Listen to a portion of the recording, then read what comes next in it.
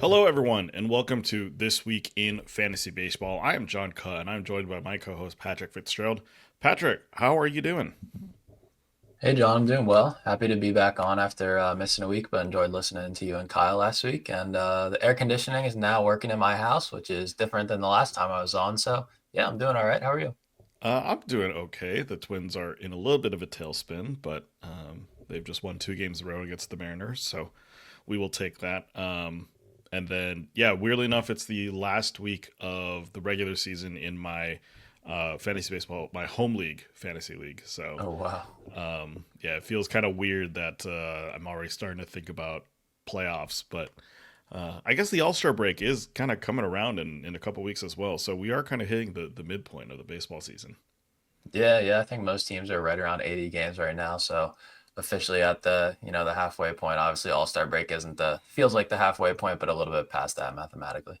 Yeah, and then we've got trade deadlines and all that fun chaos that's going to happen. But for now, pretty much every other league is done with their sports and their playoffs. So right now it's just baseball and I guess Yep. soccer if you're into that. So yeah, it's gonna be um, kind of baseball for a while, for at least the next month or so, which No will be fun. complaints here. Yeah. All right. Well, as always, in this episode, we're going to go over the latest news and notes around baseball, recap the hitter and pitcher performances from this past week, and of course, our streamer recommendations at the end of the show. But before we get to all that, just a reminder you can follow our podcast on Twitter at ThisWeekPL. You send us your fantasy baseball questions to our email at thisweekplpod@gmail.com. Lastly, make sure you subscribe to or follow the podcast on whatever streaming platform that you listen to. Again, we're on all of them: Spotify, Apple Podcasts, YouTube. Wherever you listen, make sure you follow us and give us a 5-star review if you enjoy the show. All right, we are going to get into some injury news, some really big names to start off, and probably biggest name, Chris Sale of Atlanta, going on the 15-day IL with a broken rib, and there's no timetable for his return yet. I think Atlanta's like not even going to say if he's going to be back by the end of the season. They've been pretty quiet about what they expect for his return to be, but yeah, obviously a big blow. He didn't start out the season super great, but was kind of rounding into form. Uh, by May or so, it was looking not necessarily like a Cy Young candidate, but at least not someone who was unrosterable, I should say. But yeah, definitely a big blow to a lot of fantasy rosters and obviously Atlanta as well for Chris Hill getting injured there. Corbin Carroll, another big name, going on the 10-day IL with a fractured left wrist. Really unfortunate there. He was having a really solid season so far. Not sure what his timetable for returning is, but it is a broken wrist. The bones are going to take time to heal, so probably going to be out for, I would say, 4 to 6 weeks, but I'm not 100% sure on what that timeline is going to look like. Adley Rushman of the Orioles going on the 10-day IL with an oblique strain. He is out until the All Star break, which I guess as of now is probably around 4 weeks away, I think, maybe 3 weeks away. And so, yeah, he'll be out for a while, but obviously, oblique strains are nothing, especially stuff that you don't want to deal with as a batter. And yeah, that's going to be a little bit of a longer return for him. Jordan Walker of the Cardinals going the 10-day IL with appendicitis. Of course, he's probably not on any fantasy rosters unless you're in a super deep NL league, I guess. But even then, Walker's probably not offering too much in those scenarios. But unfortunate to see him dealing with that. Kyrie Reese of the Nationals going the 10-day IL with a head contusion after getting hit in the head with a foul ball. Doesn't sound like there's any concussion symptoms here necessarily, but just going on the IL for will likely be the minimum stay, but we'll see when he returns. Davis Martin of the White Sox going the 15-day IL with a forearm strain. You'd never love to hear that for a pitcher. Jake Berger of the Rangers going on the 10-day IL with an oblique strain. Again, as we mentioned with Adley Rutschman, just never love to see those for most hitters. And then Ryan Bergert of the Padres going the 15-day IL with a right forearm contusion. Again, never love to see forearm injuries for any pitchers. He was kind of rounding out to like a solid streamer ish for the Padres. But yeah, having his loss at least probably is not going to be too big of a deal if you had him on your fantasy team. Yeah, I mean the Padres rotation, they're grasping at straws right now. I remember last year going into the playoffs, or at the end of the season, they had Cease, Darvish, Musgrove, King. and it's they're really wearing down now. It's a good thing that they added Pavetta at least, but that they're running some guys out there. It's hard to be confident in. And yeah, Sale and Carroll, they're just two huge names. Two first couple of round guys. Hopefully, you don't have them on the same team. That would be quite the storm to weather. The Sale one, I think even in no IL leagues, you can't drop him yet. You just gotta wait and see for a timetable. At least that's what I'm doing. I can afford to give it a couple of weeks because he's that good. Like you said, not quite as good as last year from a fantasy perspective. His whip has been a little iffy, but the strikeouts and ERA have really been fantastic since the early season when he had a couple of rocky starts to start. Yeah, and for the Padres specifically, like there's been some news that, both King and Darvish are, having bullpen sessions or, pitching in some simulated games. But I don't think either of them have started a rehab start yet. At least I know Darvish for sure has not been in a rehab start. So both those guys in terms of reinforcements are still probably at least a month off for the Padres as they kind of hobble together a rotation. Yeah, and I think King's even further behind Darvish, and he's definitely the one they need most. He's been super reliable ever since they traded for him. Yeah. All right, some positive news. Mark Vientos in the Mets. He's going to be back on Friday. Of course, we're recording this on Thursday, so by the time this episode comes out, you will already know what happened. Right now, it seems that Ronnie Mauricio seems to be the corresponding move sent down back to AAA, but we'll see what the Mets end up doing.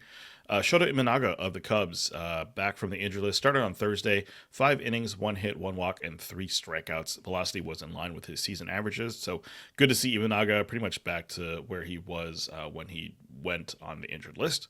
Max Scherzer of the Blue Jays returned on Wednesday. 5 innings, 6 hits, 3 runs, 3 walks, 4 strikeouts. That's probably as good of a start that you could have expected from Max Scherzer in his return from the injured list.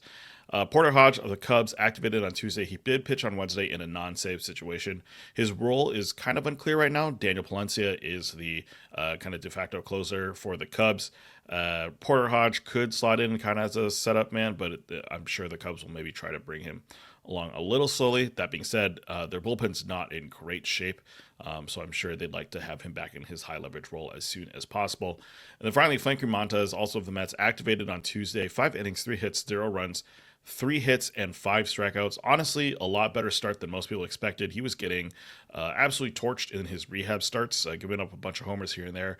And the fact that he did not give up a single earned run in this start is pretty impressive.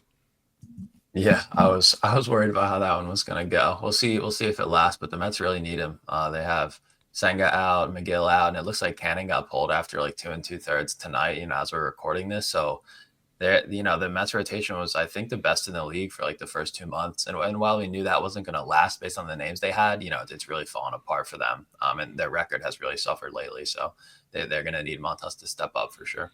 Yeah. We mentioned a couple weeks ago, David Peterson's been, pitching really well.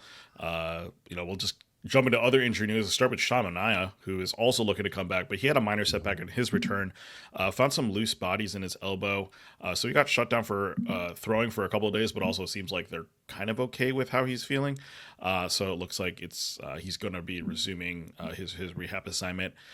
Cade Povich of the Orioles, this will be an interesting situation for the Orioles if they decide to stick with Trevor Rogers, who just had a really good start, or if they're going to bring back Cade Povich onto the Major League roster. But he is available to come off the injured list probably next week.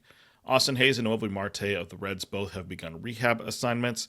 Bryce Harper with the Phillies, he took 70 swings off a pitching machine. Looks like he might be back next week. Shea Langeliers of the Athletics, he's been out for a bit. He began a rehab assignment in AAA on Wednesday. Royce Lewis of Minnesota starting a rehab assignment in AAA on Friday, dealing with some hamstring issues. He could be activated next week, assuming that all goes well. Ha-Seong Kim of the Rays, he's been on his second rehab stint. It's been going about for a week, and his return is pretty imminent. Might be this weekend or early next week. Lance McCullers of Houston might be starting this weekend. We'll kind of see how the schedule works out for the Astros. They have not technically announced their starter for Saturday, and McCullers might slot into that position, giving some really good help for that Astros rotation, who's been kind of surviving, I think, is maybe a good way to describe the kind of the pitchers that they're throwing out right now. Tyler Glasnow of the Dodgers, he's making rehab starts in AAA. He's built up to 50 pitchers so far, so probably expect maybe at least one or two more rehab starts for him. But he's going to be welcomed back to the Dodgers with open arms because they've been dealing with a lot of injuries in their rotation, of course. Reese Olson of the Tigers got through 74 pitches in his most recent rehab start on Wednesday. It's still unknown whether he's going to be back, if his next start's going to be the major league start or just another rehab start. The Tigers really want to make sure that he's fully healthy before he's back. So just keep an eye out on him if he's on your list, if somehow he is going to get the start next week. Alex Bregman of the Astros is unlikely to return before the All-Star break, which would mean that the earliest he returns is July 18th. That's what Alex Cora said. And his return could be really helpful for this Boston team that's struggling a little bit.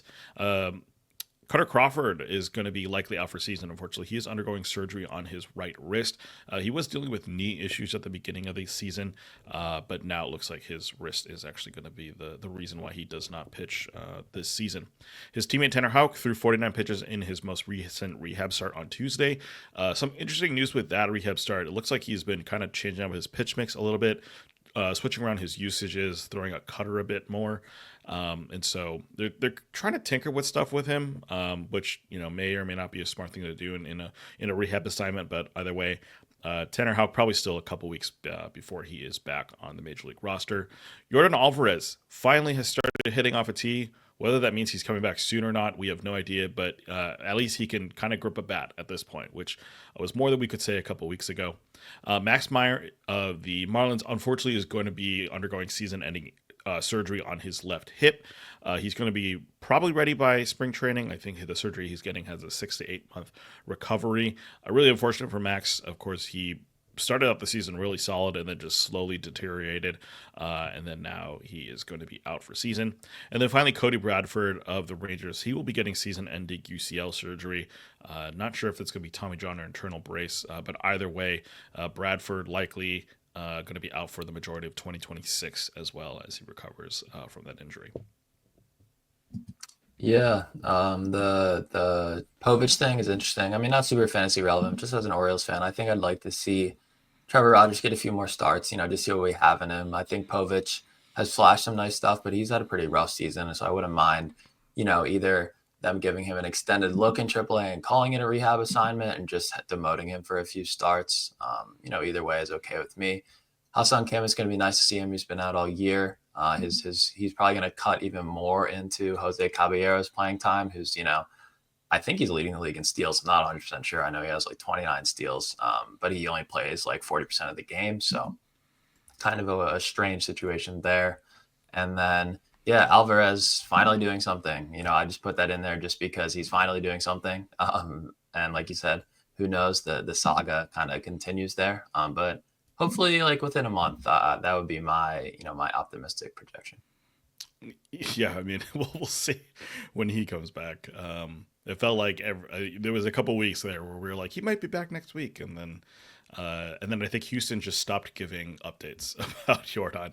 It was just like, when he's healthy, he'll be back. So yeah, unfortunately, of course.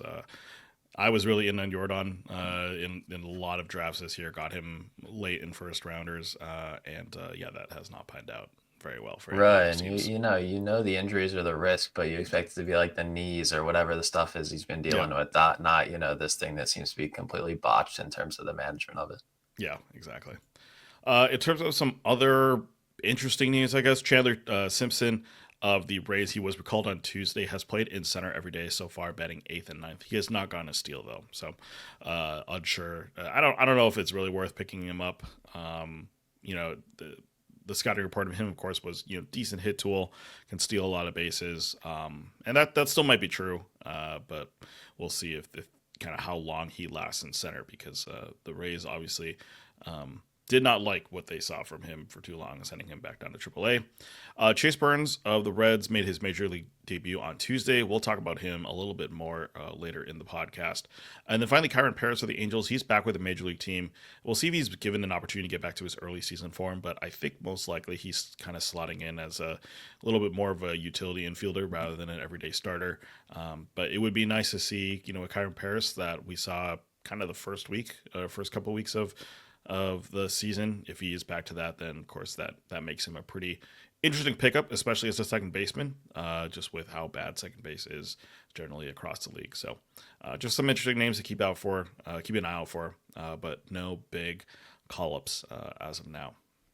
Yeah, Paris has some contact issues that it seems like he still hasn't solved, so I wouldn't really, put him on your radar too much until you see that start to improve. Simpson, it's encouraging that the corresponding move was Cameron Meisner, who had been at least platooning on the big side of the platoon. So it does seem like the starts are going to be there for Chandler Simpson. So, I think it's worth adding just so no one else in your league can have him. If nothing else, he's a guy that can really just kind of change a single category. So I think that he's a good guy to have, whether it's a roto league where you need steals or maybe a head to head where like either you want to win speed or you're losing in speed halfway through the week and you want to get a jolt. I think he's just a nice piece.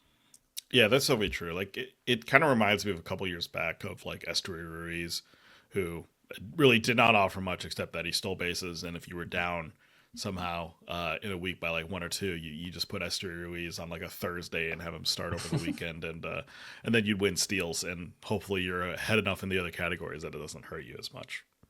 Yeah, hopefully his career turns out a little better than Ruiz. I think he's with the Dodgers right now in AAA, which probably means that we're not going to see him for the rest of the season. Yeah, exactly. All right, that is going to wrap it up for the injury news and notes. We are now going to move into player performances starting on Friday, June 20th. Yep. So on Friday, June 20th, Kyle Stansel did our hitter recap, which was no slump for Big Dump. Of course, shout out to Cal Raleigh, a league winner, catcher one, with the bullet easily this year.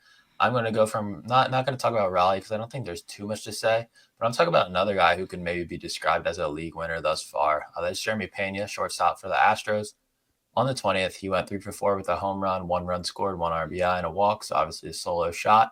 So not in a crazy day, but he's had a fantastic season. He continued his all-star campaign in this one against the Angels. 3 hits and a first inning home run off former teammate YUSEI KIKUCHI. That was his 10th of the season. He's at 11 now, and he's slashing 324, 379, 492. And it looks like, Pena's a guy who he was great as a rookie, right? Fantastic in the playoffs. And then his fantasy profile kind of changed. He wasn't really hitting for a lot of power the last 2 years after I think he had 20 homers his rookie year. But he seemingly has leaned back into pulling the ball in the air to tap into a little bit more power, which is something that he was not doing the last couple of years. He's currently at 11 home runs and 15 steals. And since we're at the halfway point of the season, that prorates out to a 20-30 guy. Do we believe in Jeremy Pena as a 20-30 type, with a great batting average, or what do we really expect from him, going forward and over the course of future seasons? Yeah, 30 steals seems a little ambitious, but that being said, last year he finished 15-20, so improving a little bit in both those categories is not unheard of. I think what's impressive really is the average. Would I expect him to be a high, a 300s hitter for the rest of the season? Probably not. But at the same time, like even if there's any regression there, he's going to be in the high 200s. So, yeah, I think in terms of just strictly looking at, is he a 20-30 guy? I don't know if he gets there. I think the stolen bases probably don't get there, but I think this is a very impressive season. And honestly, like shortstop's been a little underwhelming this year as a whole. There's been injuries here and there, but Pena, yeah, has been showing off really well in just kind of all categories, to be honest. And I think that's for a guy who definitely was not expected to be like a five category player. I think he's really really broken out this year in a big way. Yeah, it's been great to see. He's a guy who, as a rookie, like I said, was really good, and then kind of stagnated, didn't take the steps forward that you would expect, but then has really made some improvements this year. I agree in terms of the average. I think that the 325 is a little misleading. Obviously, there's very few guys who can sustain that. Comes with a 364 BABIP when his career is 317. So I think that he might end up as a 300 hitter this year, which would be great. I think going forward, more like a 280 type guy. He doesn't have great plate skills, but he has really good contact skills. So I think even though he chases a little bit, he's able to maintain a good average because of the contact. And yeah, I think as the batting average falls, the speed might tail off a little bit. So I'm kind of like more like 2025 is my expectation rather than 2030. But I mean, still, I don't know exactly where he was going in drafts, but it was definitely like after pick 100. So, you're super happy with what you've gotten thus far and are going to get this season. Yeah, his NFBC ADP was 157, so he was basically Okay. going pick round 10 in 15 teamers, which yeah still puts him like probably in the bottom half of shortstops that we're getting starting shortstops I should say that we're getting picked. Yeah, I guess kind of in like that Dansby Swanson range, right? Another guy. He hasn't been as good as Pena, but he's been pretty solid. Yeah, pretty much. Dansby was at 170, so pretty much right around there. Yeah. Nice. So on the pitching side on Friday, it was Uptown Junk was Nick's hitter, Nick's SP Roundup title. Junk, that's Jansen Junk. I don't expect everybody to know who he is. Really, he's kind of a fringe guy. He'd been doing some interesting stuff, but he had a rough start today against the Giants. So I'm going to talk about George Kirby instead. He took a no decision at the Cubs on this day with 5 innings, 4 earned, 7 hits, 1 walk, 3 strikeouts, only 5 whiffs, and a 21% CSW on 85 pitches. So a pretty disappointing line, albeit in a tough matchup. And I think the weather was pretty hitter friendly at Wrigley Field on Friday. So I think that was kind of something that Kirby was battling as well. Nick noted that Kirby's fastball location upstairs was not great, and he put a lot of breaking balls, sliders, and curveballs over the middle. And that's not really something that Kirby can get away with because he is a command first guy, especially when he's facing a good lineup. He needs to, really hit his spots like he's known to do. And Kirby pitched yesterday as well. He pitched against the Twins, 6 innings, 1 earned run, 3 strikeouts, got the loss in a pitcher's duel against Joe Ryan. But he actually had a really nice Blake Snell blueprint, which is what we call here at Pitcher List fastballs up, breaking stuff down right off the zone. Still struggled to get swings and misses, though, and it seems like he's not really all the way back to the guy that we've known him to be. He's had 7 starts this year, and he hasn't quite hit his stride yet. So do we feel like he gets back to, his old self by year's end, or it's this type of thing where it's just going to be a slightly disappointing season from Kirby? I mean, I want to lean that it's slightly disappointing, only for the fact that like I'm just looking through some of the pitches and the stuff on them, and they look all around the same as they've been in years past. Nothing too out of the ordinary. Um, and yet at the same time, that the big thing is that his walk rate's essentially doubled from last season, 5.8% compared to 3% last year. So um, if it's going to be an issue of command, maybe that's something that we could say gets fixed by year end. Um, the, yeah, if that's really what's going on, if it's a kind of a command issue, then maybe that's how it gets fixed, is that he just gets a better feel. Um, After all, he's only had 7 starts this year, right? So if this was the start of the season, we're kind of like mid May by this point when you're starting to hit your stride. Yeah, maybe he could turn around. I just think that based on what I'm seeing right now, I wouldn't be surprised if he isn't at the elite levels that we saw him last season, but he still ends up being a decent pitcher for the most part. Yeah, I think he's like that Holly type that Nick talks about, not quite ace is going to ace guy. I think that we talked about him maybe a month ago or so, but I thought it was good to check in. I do think, yeah, he's a super reliable pitcher. Hopefully he continues to chip away at his bad ratios, as the year goes on. Can't really ignore the first 2 bad starts, but also can't put too much stock into them because they're basically like spring training for him. But yeah, I think as pitching has just pitchers have continued to get more and more nasty, and like the ERA across the league is continuing to fall, especially with the deader ball. I think that Kirby, his value has just decreased a little bit, but I mean he's still just kind of a rock. He just might not have that ace type upside. So maybe more like an Aaron Nola, before this year, I think is a valid comparison. Yeah, I was kind of thinking of even like Max Fried before this year. I mean, Yeah. Fried's maybe a little bit of a higher level, but like basically just like a low strikeout guy, right? Like Kirby's in at the 20 has got a 23% strikeout rate, right? So nothing super remarkable, and that's kind of been his hallmark card for his career, is that he's not really a big strikeout guy, but he's got very good control of his pitches, right? Last season, 2.5 last season, right? 3% walk rate. The year before that, 2.5% walk rate. So the guy just does not walk people. So now that there's a few more batters on runners on the bases, maybe it's just kind of yeah, just giving the free passes just is kind of hurting him a little bit more than what we'd expect. Yeah, I think he really even with the slightly increased walk rate, it's still really good. I think he just throws too many strikes to have a crazy good strikeout rate. Like he's got fine stuff, and when you have fine stuff and you throw a lot of strikes, you're going to move through lineups effectively, but you're not going to, have a bunch of 10 strikeout games. Yeah. All right, moving on to Saturday.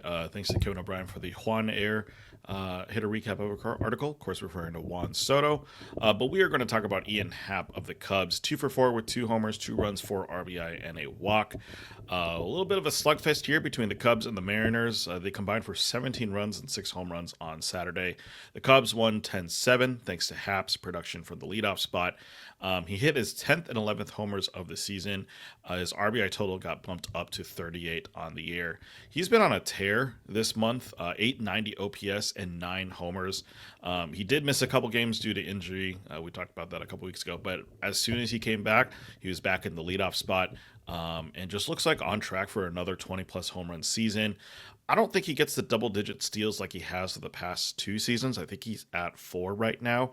So, I mean, if you just took straight on pace for, he would not be reaching it. But that being said, I think Happ is still showing that he's a very solid contributor. The ratios are looking really solid as well. And it's nice to see him continue from the last 2 years of success, because he's just been kind of known as a little bit of a streakier guy, and being consistent with his production the last couple of years has been very nice to see. Yeah, Hap's basically doing what we expect from him and doing like what we hoped Brian Reynolds would be doing too, another kind of steady outfielder. I think Reynolds typically has a little higher ceiling.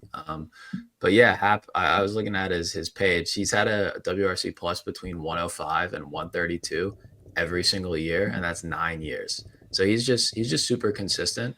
And he was off to a little bit of a slow start this year, had a brief IL stint with the oblique, and I was a little worried, in my shallower leagues, like, is he going to be the steady guy I wanted him to be?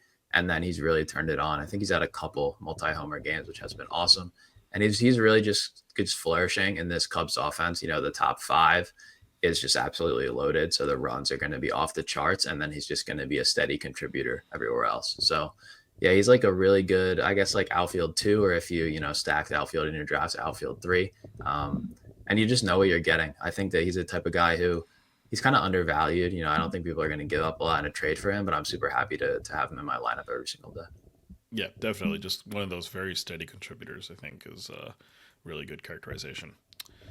Moving on to pitchers, thanks to Nick for the Clark Work Orange pitcher or SP roundup. Of course, referring to Clark Schmidt, who had a very good start on Saturday.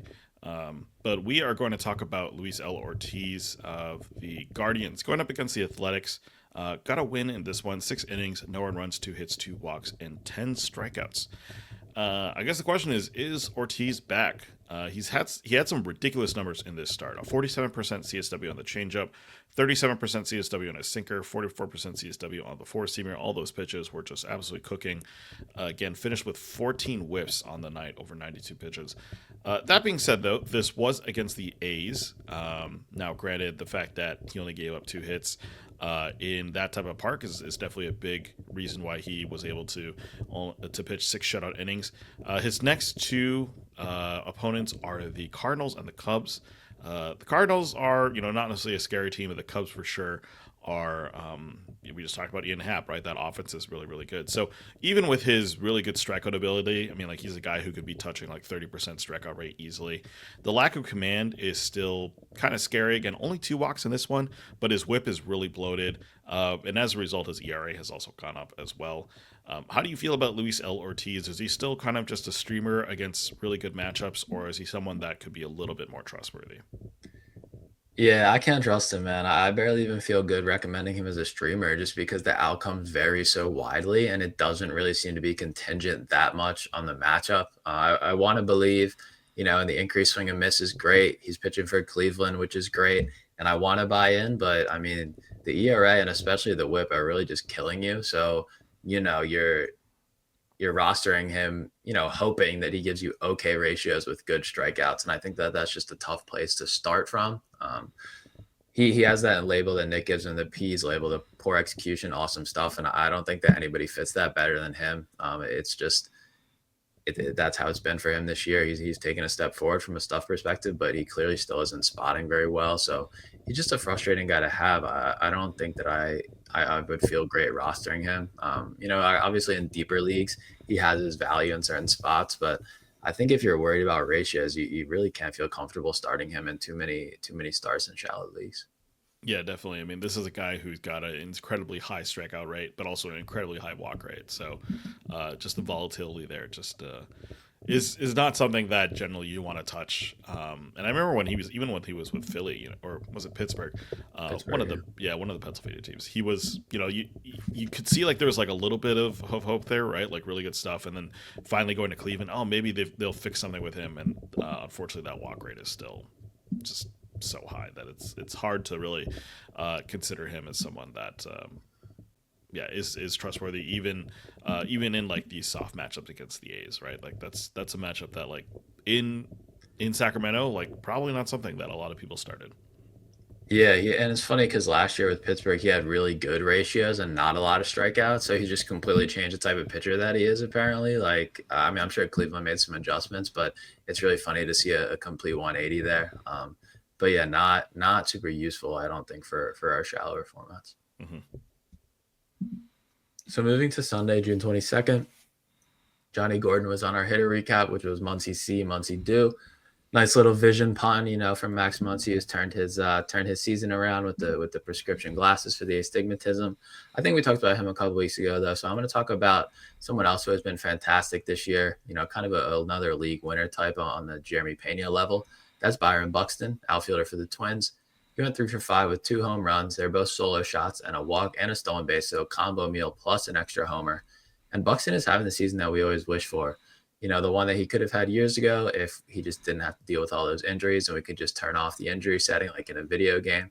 2 more homers on Sunday, and now his slash line currently as we're recording is 279, 344, 554. So really prodigious power, 17 home runs.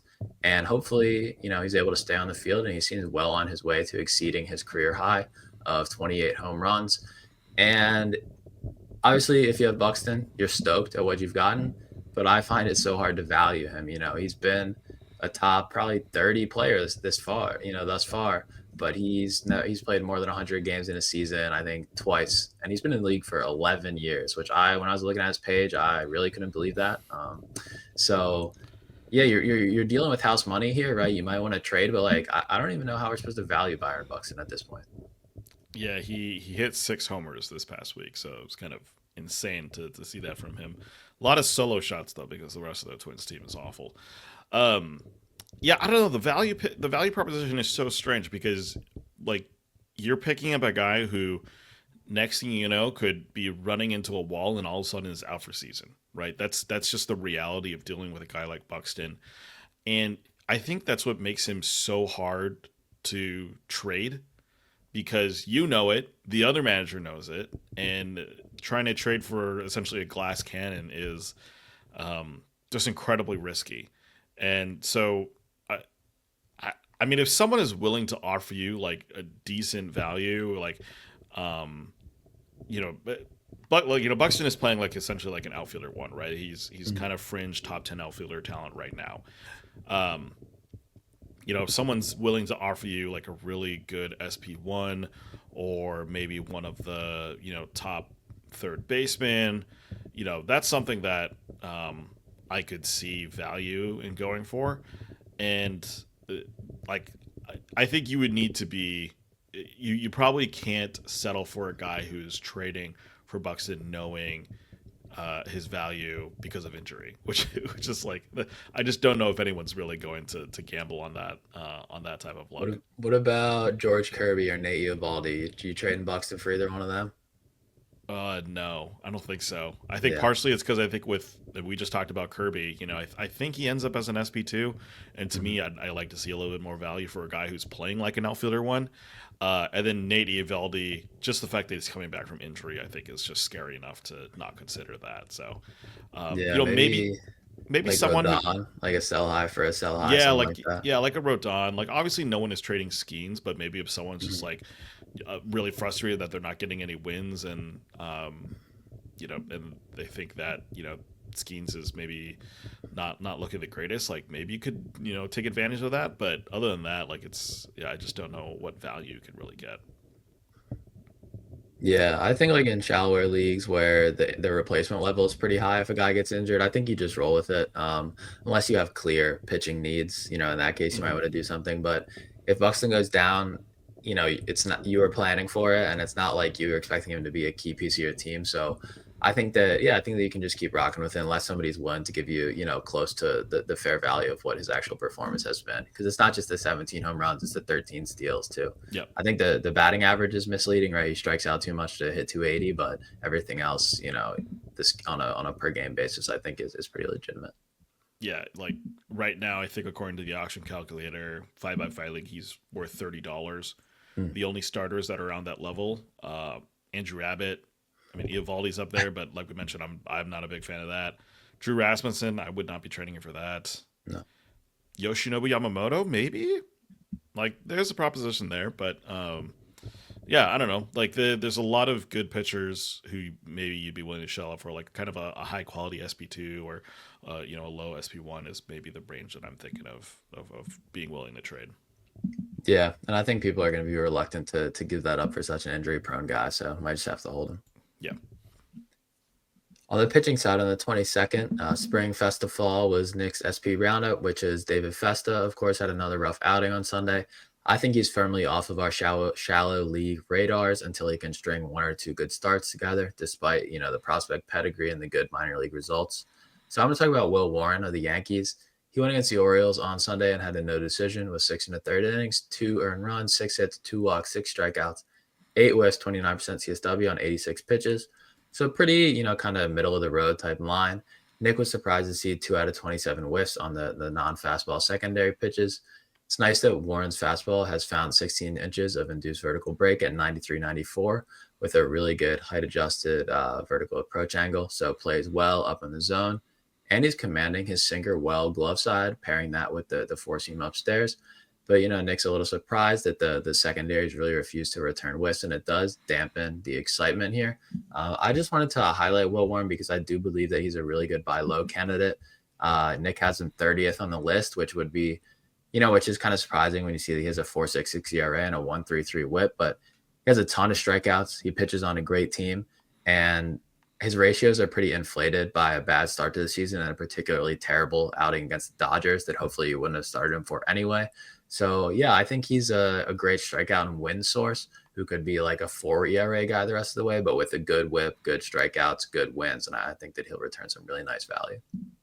Yeah, this past week in my home league, I picked up both Clark Schmidt and Will Warren because of, Nice. uh, I mean, I hate to say it because of the matchup against the Orioles. And yeah, I was very happy with the return on both of them, so much so that, they're sticking on my team for now. And I do think Will Warren is maybe, I don't know if a little slept on is the correct term because, like you said, he's a good buy low candidate.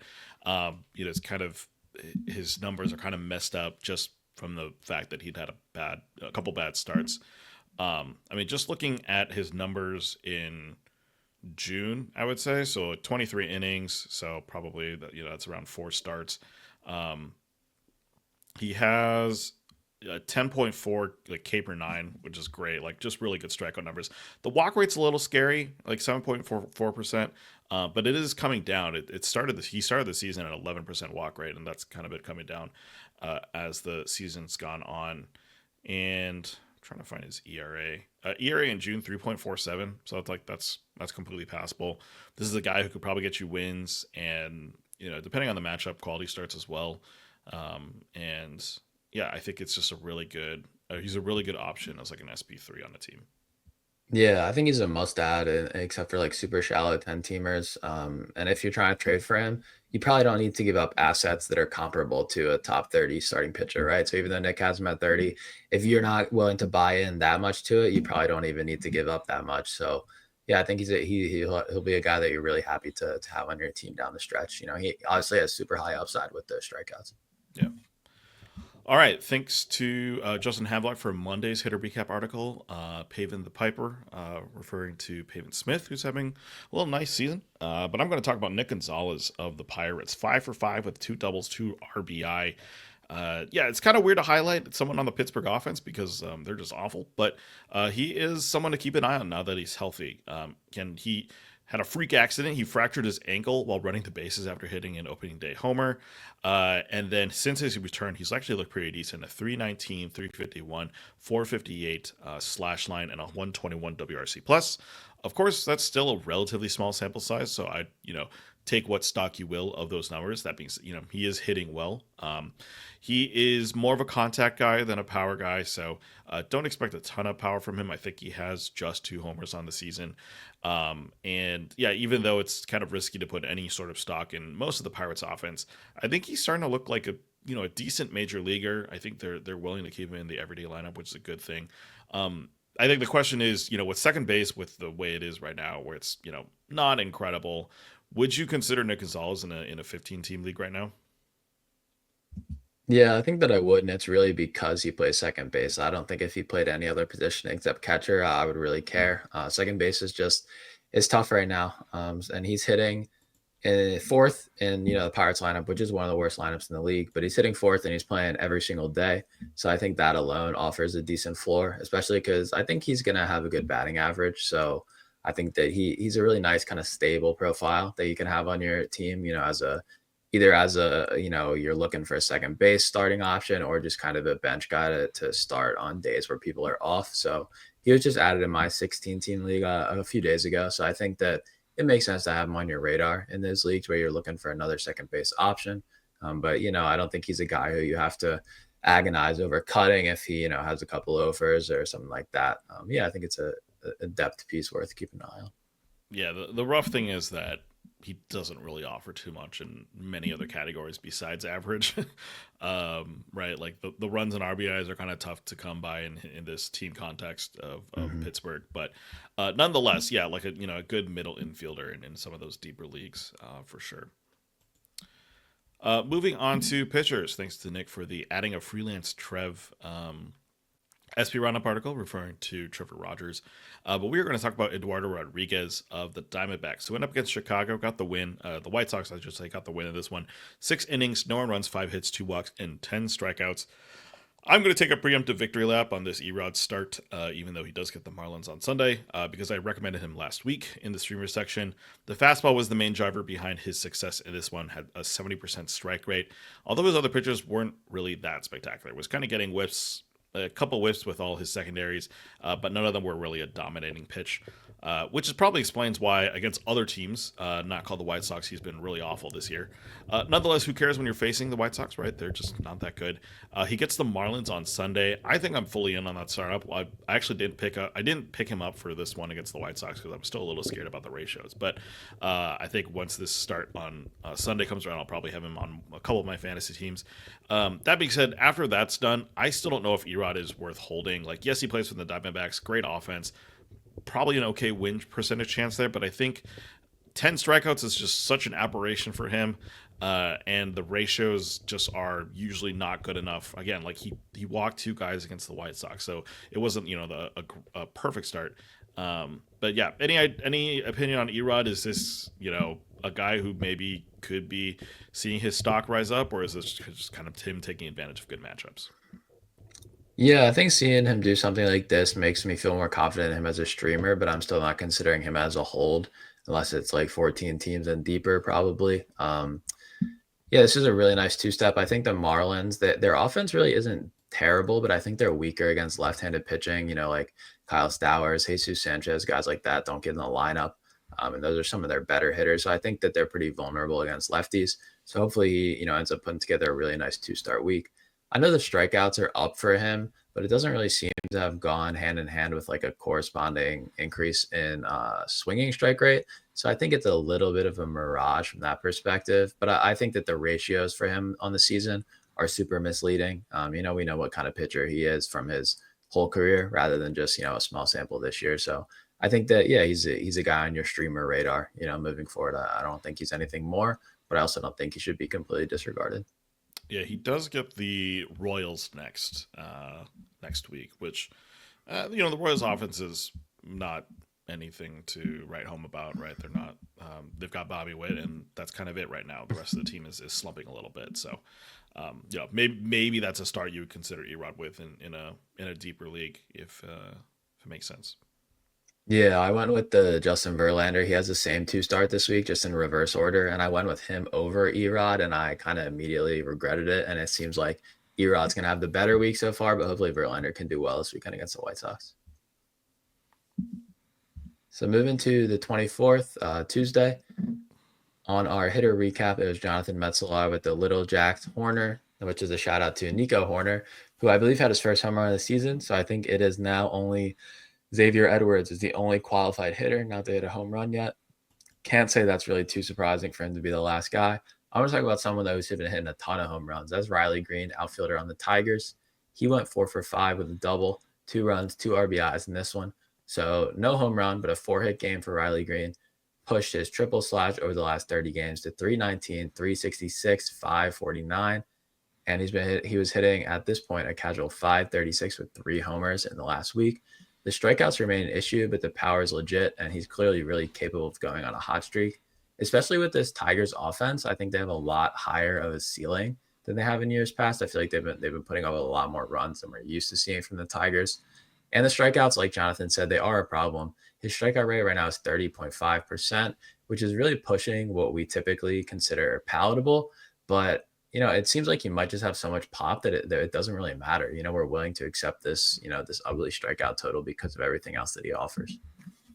Yeah, it's kind of weird because he's got a 396 BABIP, which like I think any other player you'd be like that's insane, but his career BABIP in the majors is actually 361. So it's like yes, it's 30 points higher, Wow. but it's not egregiously higher where you're like he's getting incredibly lucky.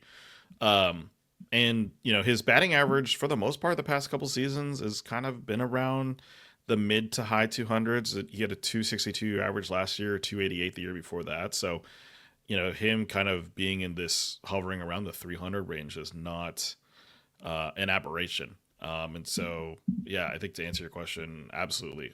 I think even though the strikeout rate is incredibly high, he's doing well with the other at bats that he's not striking out in so much that I think it's I really don't think it matters.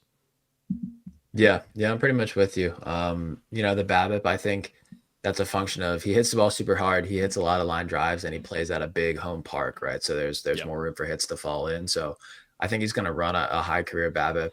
Probably not 360, but maybe in 340.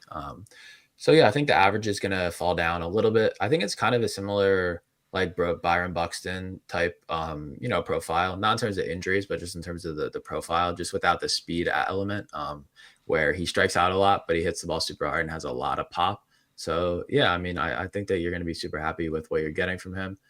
Like I said, I do think that the average is not, I think 275, 270 is more realistic, but Riley Greene was a huge prospect, and he's played over 400 games in the majors, and this is his age 24 season. So he's a guy that we can still reasonably expect growth from, and it seems like we're seeing him take a real big step forward here. Yeah. And if you were able to pick him up, honestly, congratulations. Like this might be the last year that you can get him for decently cheap, I would say, in most fantasy drafts. Yeah, we might be seeing top 50 next year if he pops 30 home runs. Hmm. On the pitching side, on the 24th, it was Where the Red Burns Grows on Nick's SP Roundup title, and I will be talking about the cover boy Chase Burns, who we watched in the PL playback watch party yesterday for his career debut against the Yankees. The line was not incredible. He went 5 innings, 3 earned runs, 6 hits, no walks, but 8 strikeouts, 12 whiffs, 30% CSW on 81 pitches. But I think the line obviously is not indicative of the type of pitcher that he is and will be. As Nick said, if you watch, you saw a future ace. MLB debuts can be weird with adrenaline, more volatility, a little bit extra velo, but maybe a little bit worse stamina because of the adrenaline spike early in the start. And this was kind of what we saw from Burns. He did have strikeouts on his first 6 outs, which was pretty incredible. Fastball is 98 around average, maybe 97, 98, topping out 100. It did fall off a little bit towards the end of the start, but, like we said, could be related to the adrenaline. The heater does not have great extension and a vertical approach angle, but it has a lot of vertical break. So, high release point, but still with a lot of hop. And he commands it really well upstairs. Pairs it with a low 90s, upper 80s slider down below. That really seems like a signature type secondary offering. I was able to whiff Trent Grisham and Aaron Judge with it in the first inning, and he locates it really well down in glove side. And then we also have a changeup and a curveball sprinkled in, changeup specifically to lefties. So a pretty well-rounded four-pitch arsenal here for Burns, but very reliant on fastball slider. Seems like he's going to be a great source of strikeouts this year. And he has kind of that workhorse, pitcher look to him. He was a workhorse in college and has obviously made it to the majors super fast. So, we've seen a couple of really exciting debuts the past couple of weeks. Chase Burns, Jacob Mizorowski.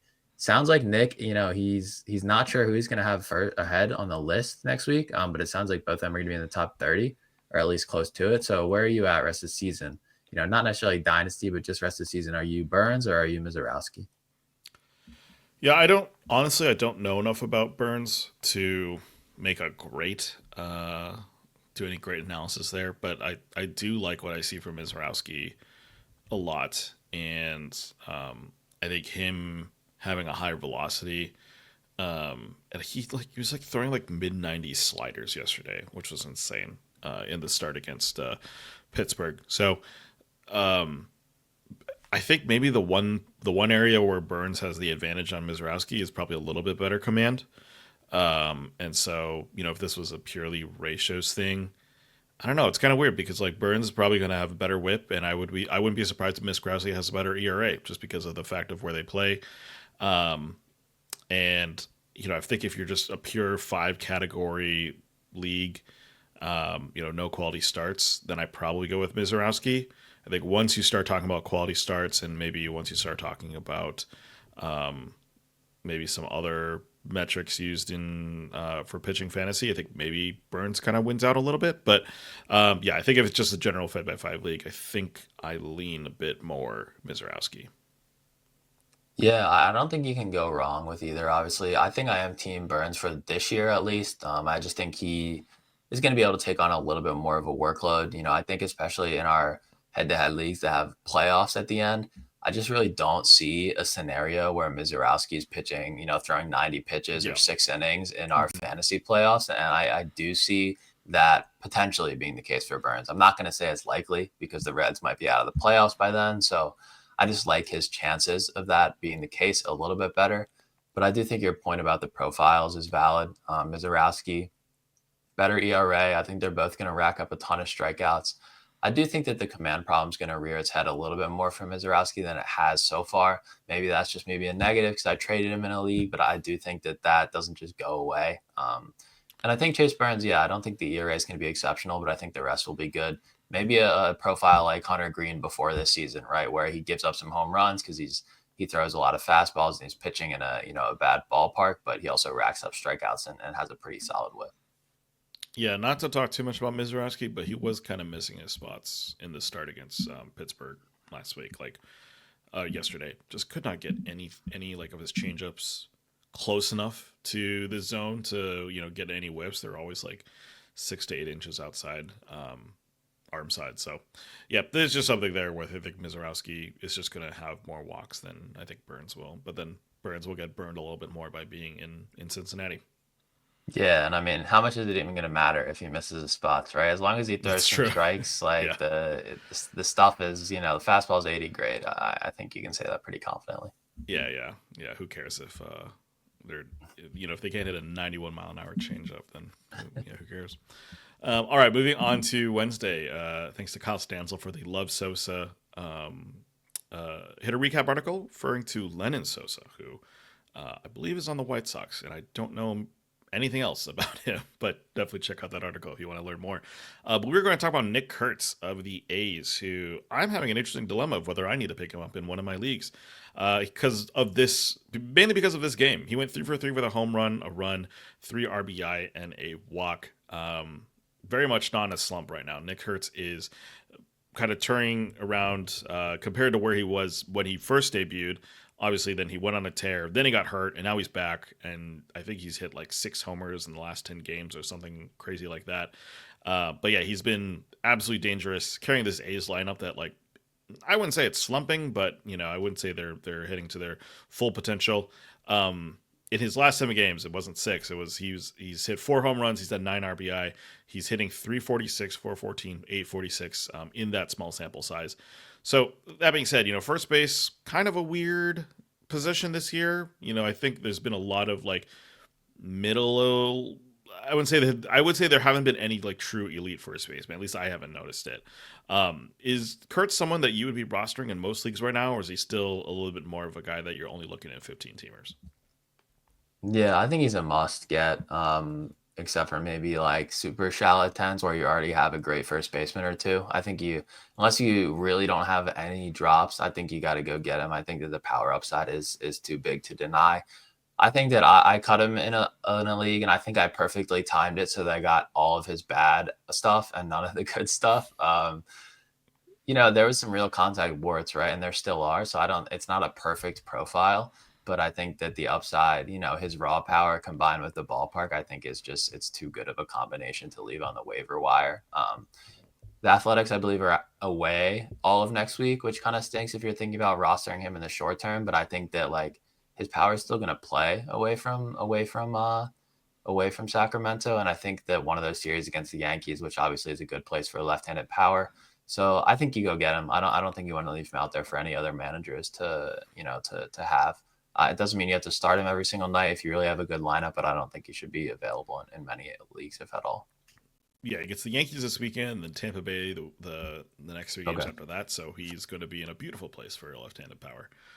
Yeah, I think Adley Rutschman hit a home run against the Rays in Tampa, and it was like a 45-degree launch angle, and the expected batting average was like 020. So clearly, you can get some balls out there. Yeah. I'm trying to figure out, do I pick up Ryan O'Hearn or not? Do I drop Ryan O'Hearn for next KURTZ? And I think I'm pretty convinced that I need to be dropping O'Hearn for KURTZ. Yeah, I think just with the platoon there, I think that the ceiling is higher. O'Hearn, is super productive, but I think that you can be okay letting him go. Yeah. All right, moving on to pitchers. Nick's SP Roundup article is on the 7 J-Lo frames. A little fun album art there if you want to check that article out.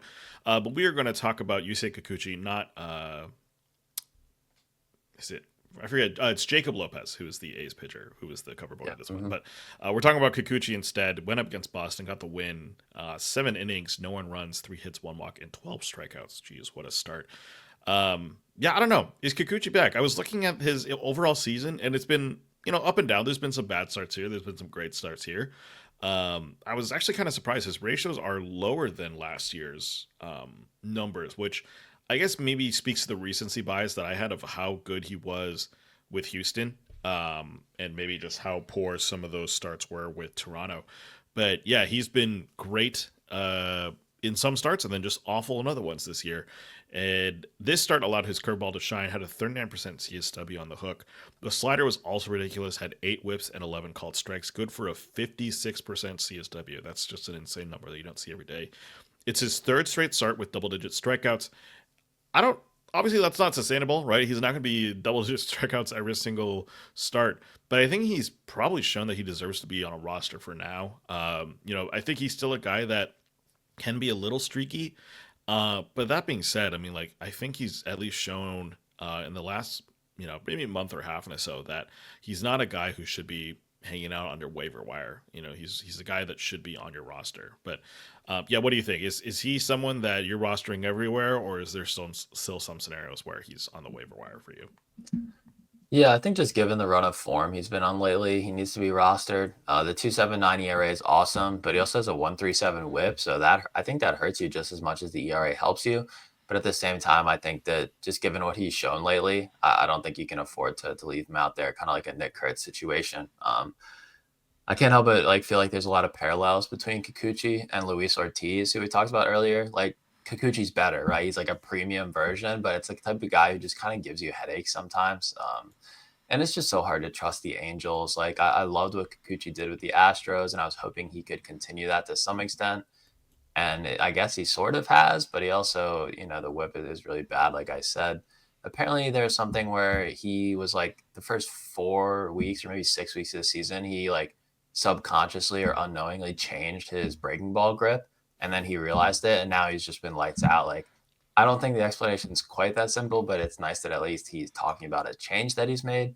So yeah, I think that the upside is too high to leave him out on the wire, but he's a guy with a long track record of really promising stretches, but overall kind of a below average, pitcher just from a ratios perspective. But I think, there's a chance that he's turned the corner at least, right? So I think that you can, the gamble, the upside is a lot higher than other guys on the waiver wire. I would feel comfortable saying. Yeah, I am surprised his ERA is actually as low as it is, considering how poor April was for him. Like I remember, I watched him in a game against Minnesota. Got knocked out after 2 innings just because he had given up so many hits. It's nice to see him turning around at least and becoming a little bit of the pitcher that we saw when he was in Houston last year. Yeah, he's got an 82% strand rate when his average is 74. So clearly, benefiting from, he's leaving a lot of those walks on base, at least so far. Hard to say how long that's going to last, but he also is pitching better. So, might not have as much traffic. Yeah. All right, that is going to wrap it up for the player performances. We are going to move into streamers next, and yeah, we got some interesting names here. A couple of them, I think I already am planning on picking up, so it's nice to see we have some similarity there already. Yeah, so no recap because I wasn't on last week, other than your Eduardo Rodriguez shout out, which looks good so far. These guys, I think some of them, if you play in more active leagues or a little bit deeper leagues, you probably don't consider them streamers, but I want to include them regardless. First one's Brian Bayo, 28% Yahoo, 13% ESPN. He gets the Reds carpet this week, which is a home matchup against the Reds, which is one of the better matchups in baseball right now, and then potentially a home Colorado and Rays to start next week. Rockies and Rays, pretty good two-start lineup there. Bayo, he's kind of a guy maybe like Luis Ortiz, right? We expect him, we've always hoped that he would be good, and he really has struggled, especially from the whip perspective. He kind of always has a terrible whip, but he's started to see better results lately. He's increased usage of a cutter, which has kind of just made his arsenal a little bit deeper, and just allowed him to be a little bit more effective. So I haven't liked Bayo that much in the past, but with these easier matchups and an arsenal tweak, I'm more willing to at least stream. Next one's Ryan Nelson of the Diamondbacks. He's 29% Yahoo, 8% ESPN.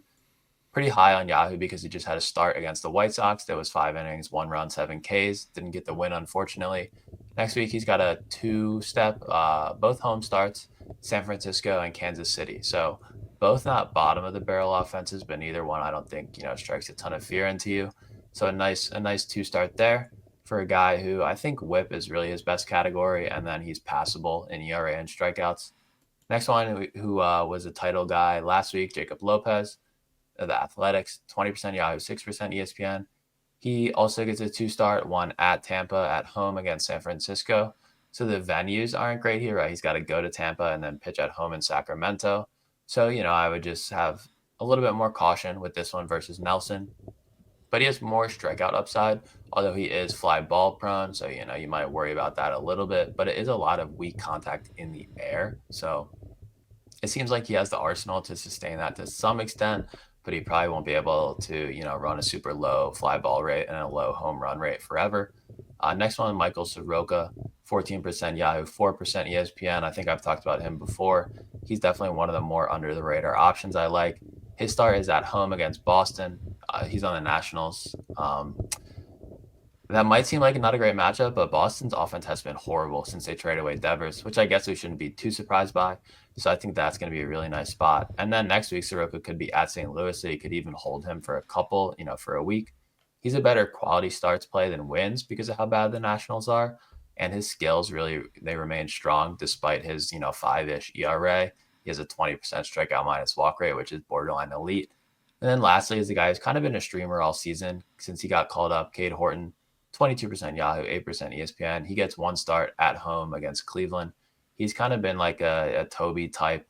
He's just kind of been steady, which is not something that you expect from a rookie, but, he seems to be a nice bet to go like 5 innings, 2 earned runs, pretty consistently.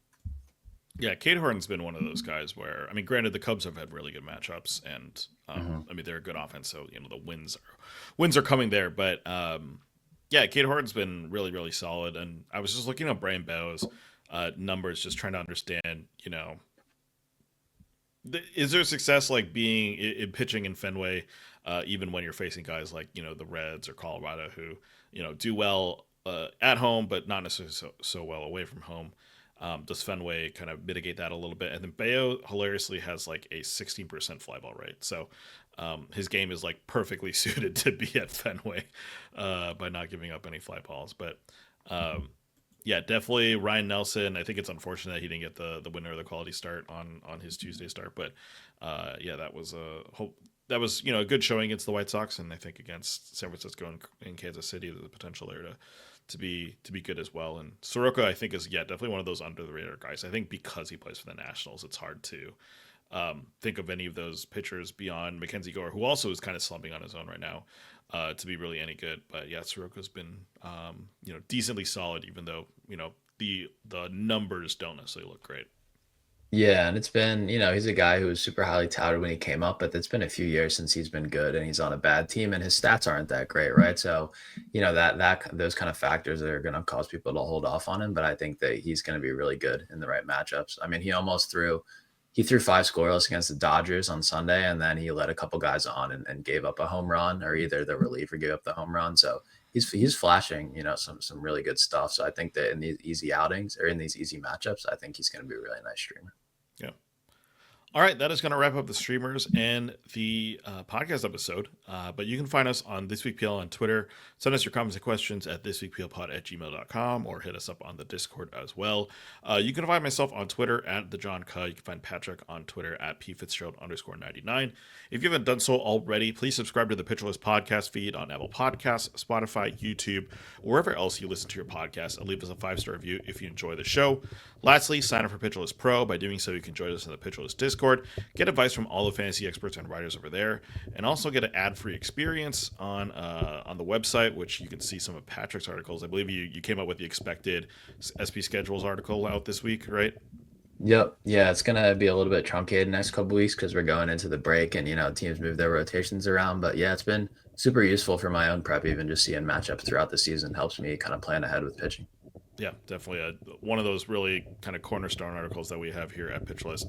But yeah, that is all for this week. We'll be back next week with another episode of This Week in Fantasy Baseball. For Patrick, I'm John, and we'll see you in the next one. Later, everyone.